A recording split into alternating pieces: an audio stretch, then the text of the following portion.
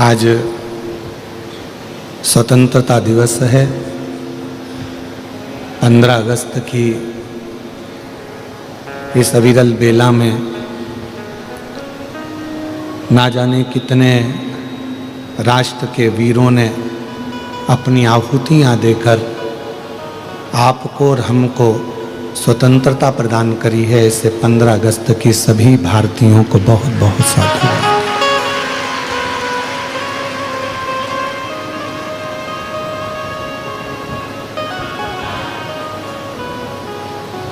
और स्वतंत्रता देने में भगवान शिव का भी बड़ा क्रम है।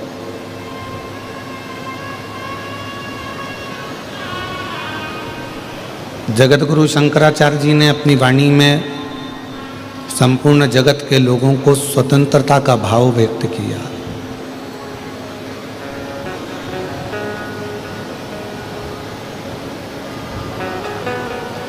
कि बंधन किसी भी चीज का ठीक नहीं होता।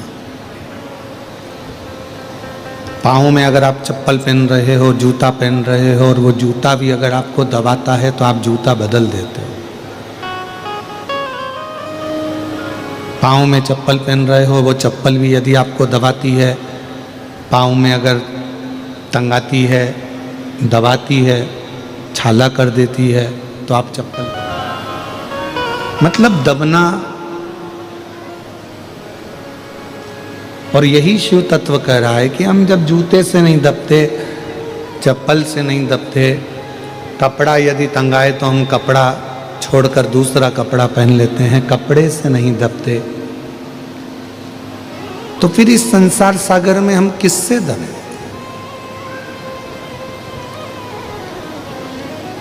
कोई गलत काम मत करो जिंदगी में, केवल एक श्रेष्ठ कर्म करते करते अपनी जिंदगी को आगे बढ़ाओ।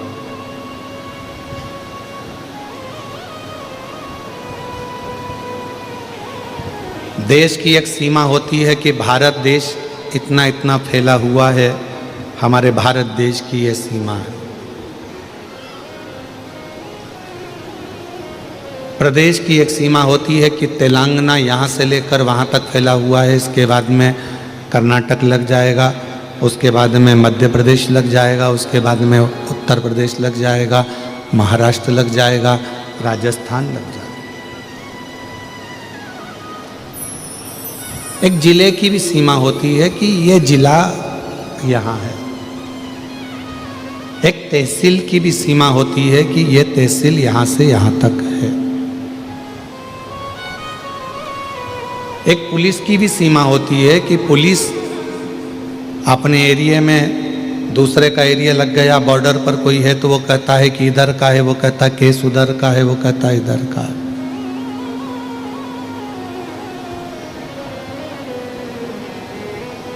एक विद्युत विभाग की भी सीमा होती है, विधायक की भी सीमा होती है, तहसीलदार कलेक्टर की भी सीमा होती है, एसपी टीआई की भी सीमा होती है। सब पूरा देश सीमाओं में बंधा हुआ, सबकी सीमा होती है, पर मेरे शंकर भगवान की कोई सीमा नहीं है। जो जहां बैठकर पुकारता है मेरा शंकर वहां करुणा करने पहुंच। अंत समय में कोई तुम्हारा साथ देने वाला नहीं होगा। वेंटिलेटर पर अकेले होगे, आईसीयू के रूम में अकेले होगे, डॉक्टर सबको बाहर निकाल दे।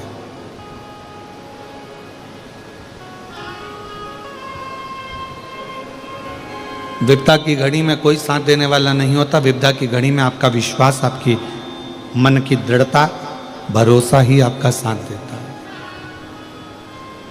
और अंत समय प्रभु आना पड़ेगा, वचन दिया निभाना पड़ेगा। जिनको आता है वो सब पंडालों में बैठकर साथ में बोला करो, अंत समय प्रभु आना पड़ेगा, वचन दिया तो निभाना पड़ेगा। आए ना आए प्रभु कुटुंब कबीला, अंत समय शिव आना पड़ेगा, अंत समय प्रभु आना पड़ेगा। कोई आएगा ना आएगा। गज और ग्रह की कथा कहती है, हाथी के पाँव को मगर ने पकड़ लिया। हाथी के रिश्तेदार बहुत थे, कुटुंबी बहुत थे, सबने आवाज लगाया, हाथी ने पुकारा, सब आए। पानी के पास में आकर सब खड़े हो गए, पर हाथी का पांव छुड़ाने वाला कोई भी नहीं। अब कौन पुकारे, किसको पुकारे? वो हाथी। तब हाथी की बुद्धि, भगवान शिव की कृपा से कहीं हाथी की बुद्धि श्रेष्ठ हुई और उसने, हाथी ने भगवान नारायण को पुकारा। और भगवान नारायण को पुकारा तो भगवान ने गरुण को बुलाया, चल गरुण जल्दी चल। और हाथी भगवान को पुकार रहा था, गरुण पर भगवान जा रहे थे। गरुण बहुत धीमा चल रहा था, फिर कहा थोड़ा तेज चल, और तेज चल। गरुण और तेज चल। गरुण की स्पीड नहीं बन पाई तो भगवान ने गरुण को भी त्याग दिया और दौड़ते हुए भगवान उस हाथी के पास पहुंच गए, क्योंकि बचाना जरूरी था, बचाना जरूरी। और आए ना आए प्रभु कुटुंब कबीला, अंत समय प्रभु आना पड़ेगा। वचन दिया तो निभाना पड़ेगा। कोई आएगा ना आएगा, पर अंत समय में आपको आना पड़ेगा। अंत समय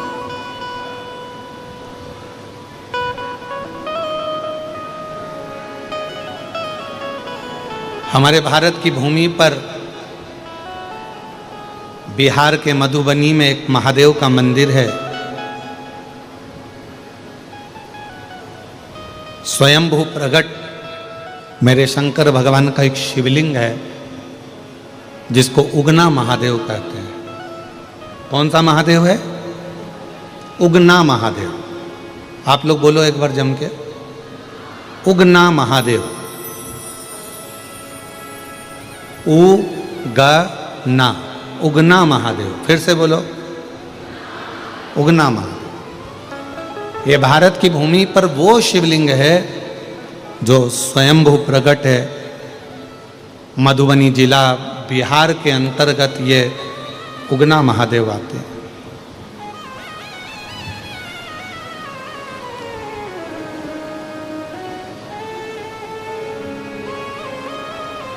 शिवजी का नाम ये सब उगना महादेव कैसे आ गया? उगना का तो मतलब होता है कि जो एकदम सुस्ती में रहता है, उदास रहता है, जिसे कोई काम ही नहीं होता है।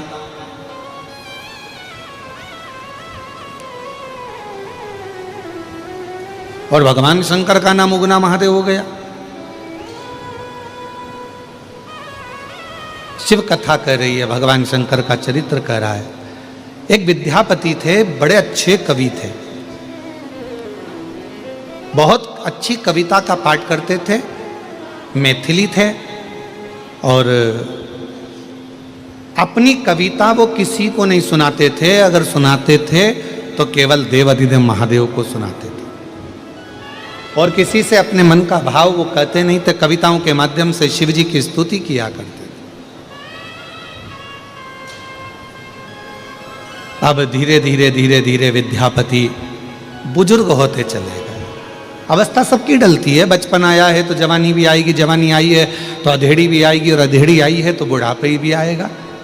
पर इतना जरूर याद रखें कि बचपन खेल में खोया, जवानी नींद भर सोया, बुढ़ापा देख कर रोया, सिराने मौत हंसती है। अंत में जब बुढ़ापा आए तो व्यक्ति को रोना ना पड़ जाए।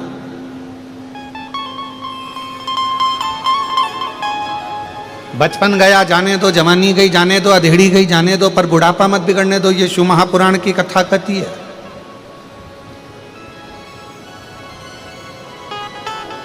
शिव महापुराण की कथा कहती है, जब भी कैमरे वाले के सामने जाना, फोटो खिंचवाने के लिए जाना, घर से तुम पाउडर लगा कर गए कि नहीं गए उससे मतलब नहीं है, खूब सारा क्रीम लगा कर गए कि नहीं गए उससे कोई मतलब नहीं है, अच्छा कपड़ा पहन कर गए कि नहीं गए उससे कोई मतलब नहीं है।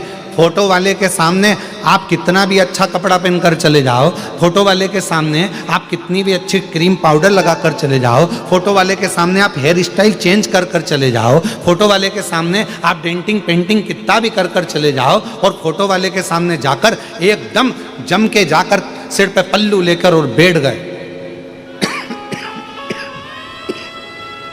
बैठे,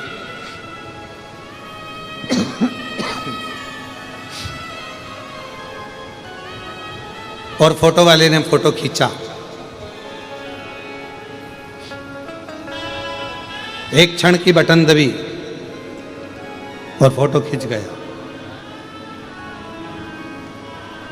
अब वो फोटो तुमने देखते से ही कहा क्यों, हमने इतना अच्छा कपड़ा पहना था, इतना अच्छा पेंटिंग करा था, पूरा स्वरूप सुधार कर आए थे, इतना डेंटिंग पेंटिंग कर कर आए थे, इतना अच्छा हेयर स्टाइल कर कर आए थे, पर तुमने तो हमारा फोटो बिगाड़ दिया। तो फोटो वाला बोलेगा बहन जी फोटो तो अच्छा आ जाता, आप कपड़े तो अच्छी पहनी थी, आपने श्रृंगार भी अच्छा करा था, आपने सारा आभूषण अच्छा पहना था, बस एक कमी फोटो में रह गई बहन जी। मैंने जब आपसे बोला था मैडम स्माइल प्लीज, उस समय पर आप स्माइल देना भूल गई, इसलिए ये फोटो बिगड़ गया।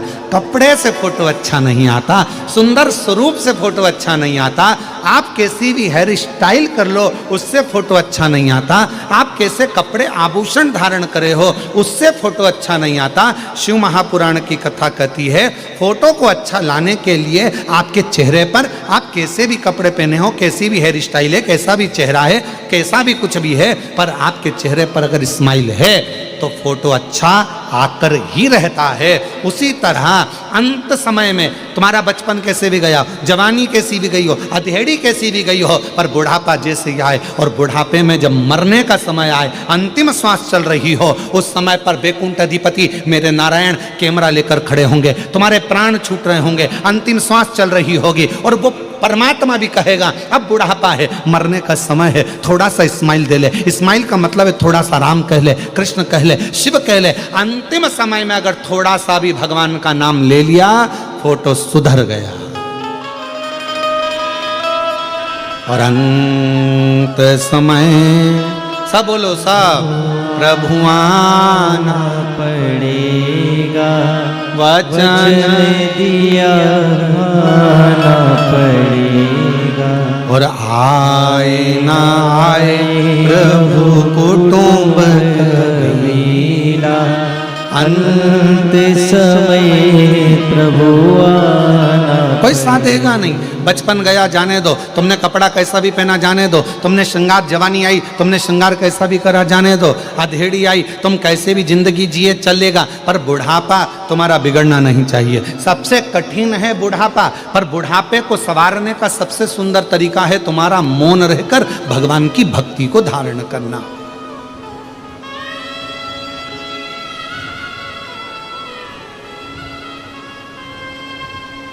दो ऐसे हैं जिनको निमंत्रण नहीं दिया जाता बुलाने के लिए, फिर भी वो आ जाते हैं।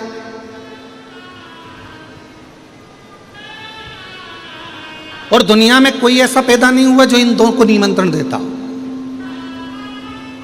और मुझे विश्वास है हैदराबाद के लोग भी इनको निमंत्रण नहीं देते होंगे, फिर भी वो तुम्हारे यहां आ जाते हैं। दो ऐसे हैं जिनको निमंत्रण नहीं दिया जाता तो भी आते हैं, जिनको नहीं बुलाया जाता तो भी आते हैं, जिनको आमंत्रण नहीं दिया जाए तो भी आते हैं, जिनको भगाने का प्रयास किया जाए तो भी आते हैं। वो दो हैं, एक नंबर पर है बीमारी और दूसरे नंबर पर है भिखारी। ये दो ऐसे हैं जिनको निमंत्रण नहीं दिया जाता, ये दो ऐसे हैं जिनको कोई आमंत्रण नहीं दिया जाता, ये दो ऐसे हैं जिनको कोई पत्र नहीं भेजा जाता। किन किन को? जम के बोलो। पहले नंबर पर बीमारी और दूसरे नंबर पर भिखारी। इन दोनों को कोई पत्र नहीं भेजता, इन दोनों को कोई निमंत्रण नहीं भेजता, इन दोनों को कोई बुलाने का आदेश नहीं आता, फिर भी ये दो अपने घर में जरूर आते हैं, अपने द्वार पर जरूर आते हैं। पहले नंबर पर होती है बीमारी, बीमारी को कोई नहीं बुलाता, फिर भी बीमारी अच्छे अच्छे घर में, अच्छे अच्छे परिवार में, जिनके यहाँ डल्लफ के गद्दे हैं, एसी का रूम है, कालीन बिछे हुए हैं, जिनके यहाँ पानी भी आरओ का चलता है, बिस्लरी की बोतल पीते हैं, खूब अच्छे अच्छे क्रीम और पाउडर में रहते हैं और खूब योगा भी करते हैं, एंजॉय भी करते हैं, साथ में बड़े सोच समझ कर खाते हैं। मैं बाजार की चटनी नहीं खाऊंगी, मैं बाजार का ये नहीं खाऊंगा, मैं वो नहीं खाऊंगा। उसके बाद भी बीमारी को निमंत्रण नहीं दिया जाता और बीमारी घर के अंदर प्रवेश कर जाती है। उसी तरह भिखारी को कोई नहीं बुलाता तो भी वो दरवाजे पर आ ही जाता है। कैसे बचोगे, कैसे बचोगे?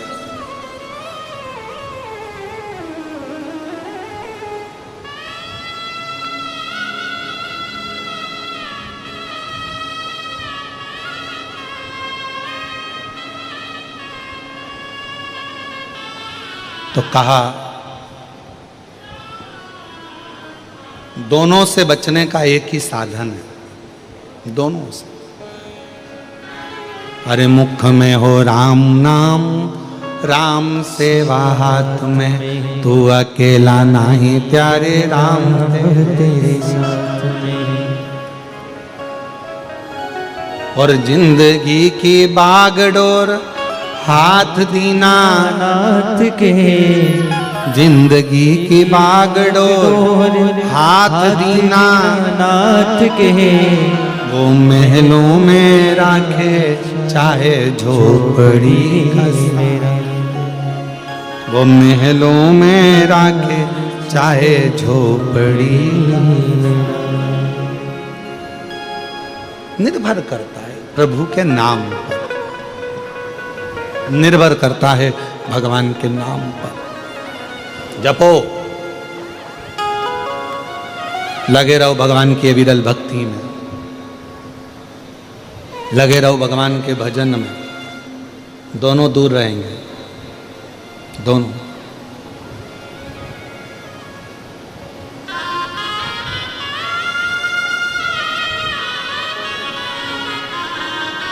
भजन करने वाले के पास भी बीमारी कम जाती है और भजन करने के वाले के पास भिखारी भी कम जाता है। उसको मालूम है ये तो पहले से ही ऐसा दिख रहा है, इसके पास क्या होगा।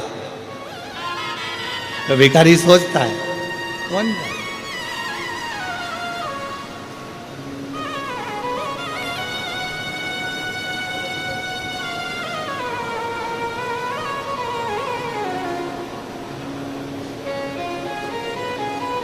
दूर है, कह रही है भगवान शंकर का चरित्र कह रहा है।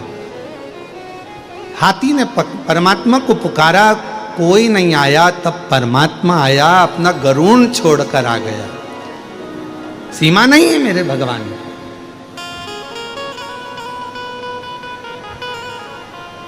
किसी भी देश में, विदेश में, प्रदेश में, गांव में, नगर में, शहर में, कहीं पर भी रहकर आप भगवान को पुकारना प्रारंभ करो।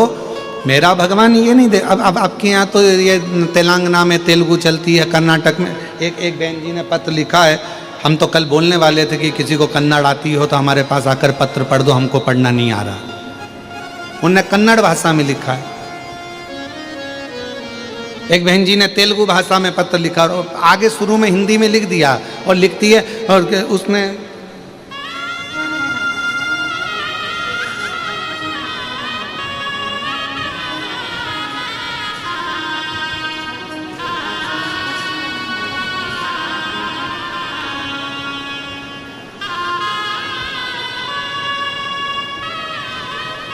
अब वो पत्र को ढूंढना पड़ेगा। उसमें उन्होंने आगे आगे हिंदी में थोड़ा थोड़ा कट में लिखा है, मेरे को हिंदी नहीं आती है।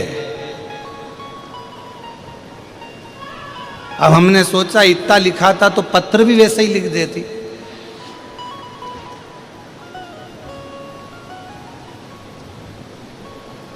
अब उसके बाद में उन्होंने वो पत्र में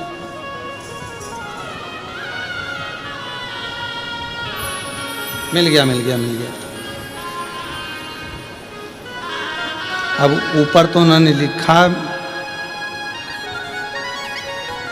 इरम्मा मल्लिकार्जुन विश्वकर्मा, गुलबर्गा कर्नाटक की रहने वाली हूँ।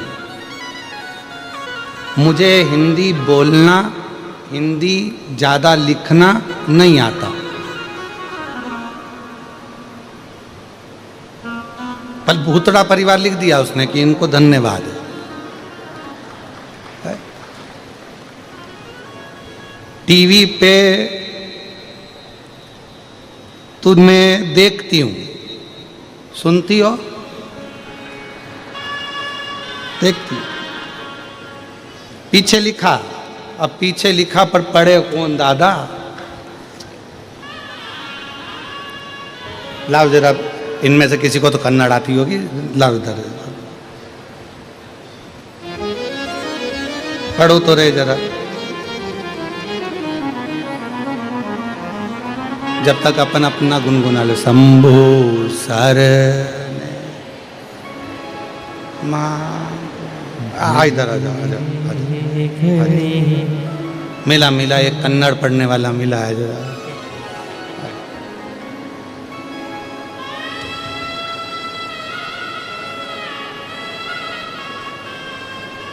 और शंभु शरण पड़ी मांगो घड़ी घड़ी दुख मेरे पास भेज दो काटो, दया करी दर्शन आपो। शंभु शरण पड़ी मांगो घड़ी रे घड़ी दुख काटो, दया करी दर्शन आपो। शंभु शरण पड़ी मांगो घड़ी रे घड़ी दुख काटो, दया करी दर्शन आपो।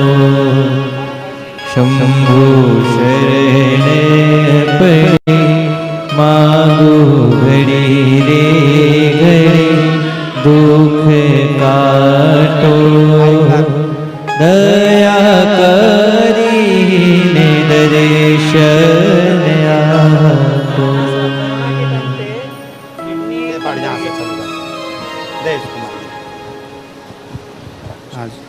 श्री शिवाय नमस्तोभ्यम। ईरम्मा मल्लिकार्जुन विश्वकर्मा, उन्होंने कहा है कि गुलबर्गा से, उन्होंने, गुरुजी मुझे नहीं मालूम था कि आपके बारे में, फिर मेरी फ्रेंड ने कहा कि मुझे आपके बदल पूरा कहा। जब से मैं मंदिर जाने लगी हूँ, कोरोना के टाइम पे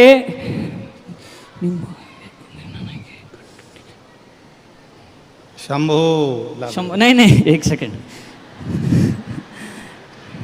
कोरोना के टाइम पे मेरे पति को कहा मैंने, उनको किडनी का प्रॉब्लम था, रली और बावन आशीर्वाद, ओके, तो भगवान की दया से मुझे अच्छा लगने लगा है अब।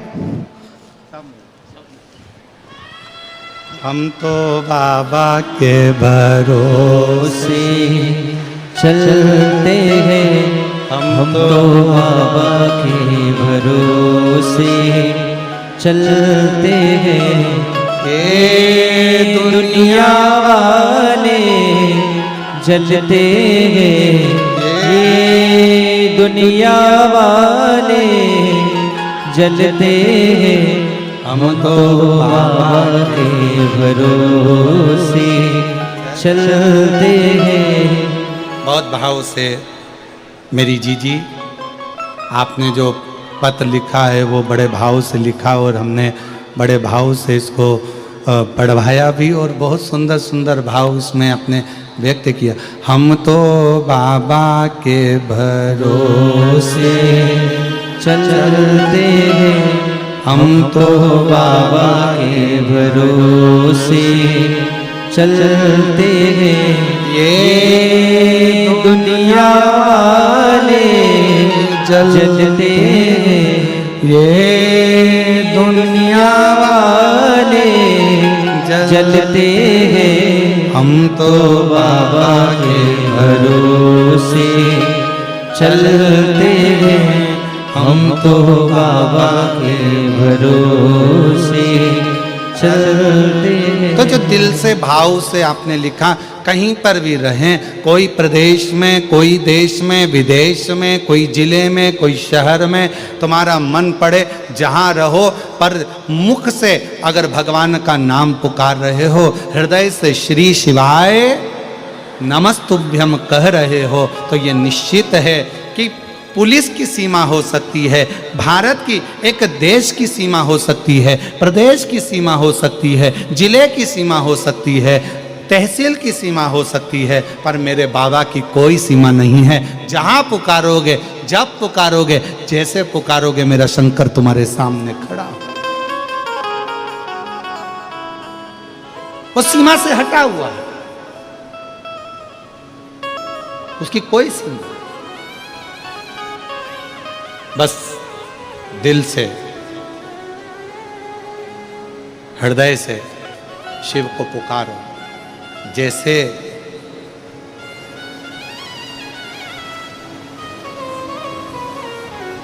जिस समय पर माता सती के पिताजी ने, दक्ष प्रजापति ने यज्ञ रखा, सबको आमंत्रण दिया, सबको, पर माता सती जी के यहां कोई निमंत्रण नहीं दिया। और देवता क्या कर रहे थे? देव ऋषि नारद जा रहे थे तो कैलाश के ऊपर से जा रहे थे, इंद्र जा रहे थे तो कैलाश के ऊपर से जा रहे थे। क्यों? क्योंकि माता सती देखे और सती जी को लगे कि सबको निमंत्रण पत्र भेजा गया, पर मेरे पिताजी ने मेरे यहाँ ही निमंत्रण पत्र नहीं भेजा। ये दिखना चाहिए।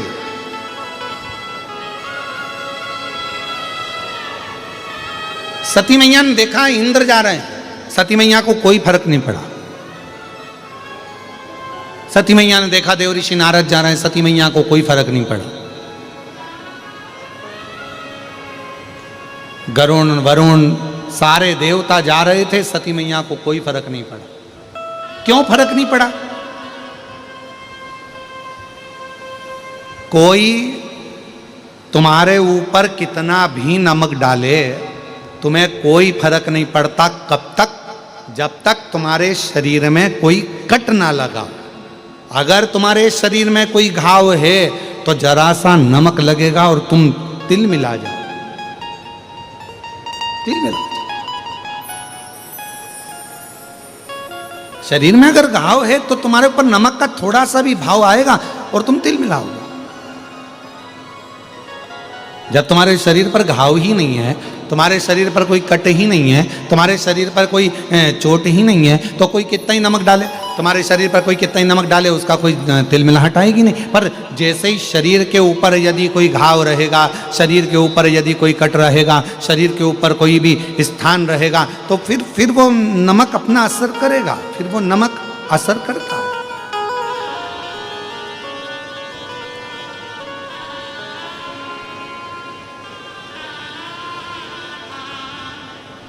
फिर वो नमक अपना असर कर सकता है। शिव महापुराण की कथा भी यही कहती है, किसी व्यक्ति ने आपको गाली दी, गाली असर कब करेगी? जब आपने गाली को वापस पलट कर यदि जवाब दिया है तो वो गाली आप पर असर करेगी, पर गाली कब तक असर नहीं करेगी? जब तक आपने पलट कर जवाब नहीं दिया। कोई पलट कर आप जवाब ही नहीं दे रहा।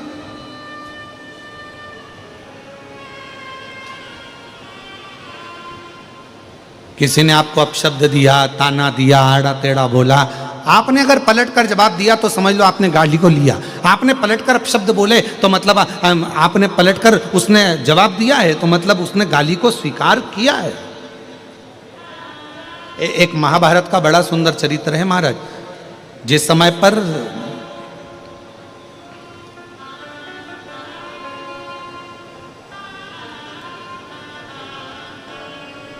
द्रौपदी के सोते हुए 5 पुत्रों को जब अश्वत्थामा ने मार दिया और भीम ने द्रौपदी के हाथ में तलवार पकड़ा दी और कहा, यह तलवार लो द्रौपदी, इस अश्वत्थामा को मार दो। द्रौपदी ने कहा नहीं, मैं नहीं मार सकती। अरे इस अश्वत्थामा ने तुम्हारे सोते हुए 5 पुत्रों को मार दिया द्रौपदी, तो तुम भी इसको मार दो। द्रौपदी कहती है नहीं, ये मेरे गुरु का पुत्र है, मैं इसको मार नहीं सकती। द्रौपदी, जब इसने नहीं देखा कि कौन बच्चों को मार रहा है, कौन को मार रहा है, तो तुम क्यों देखती हो? द्रौपदी ने कहा, यदि कोई कुत्ता हमको काट लेगा तो हम कुत्ते को नहीं काट लेंगे, कोई श्वान हमको काटेगा तो हम श्वान को नहीं काटेंगे, कोई सांप हमें काटेगा तो हम सांप को नहीं काट लेंगे, मैं इसको नहीं मार सकती।